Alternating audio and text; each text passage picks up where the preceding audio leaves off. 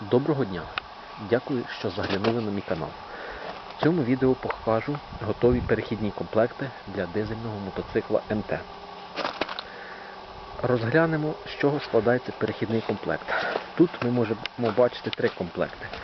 Ось один, це другий і ось третій. Розглянемо такий комплект. Комплект складається з картера мотоцикла К750. Ось він, обрізаний. Далі конусна втулка, яка вставляється в маховик. Флянець, який тримає маховика і який крутиться в підшипнику.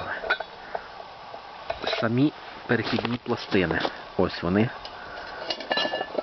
Ось така. 4 пластини. Ось картер. Тут вже встановлений підшипник. Тут ми маємо в цій коробочці болти кріплення. Також є стопорні пластини, щоб зафіксувати болти ось тут по кругу. Ось такий комплект. Цей комплект нічим не відрізняється, а цей трішки розширений. Тут ще присутній демпферний диск. Ось такий.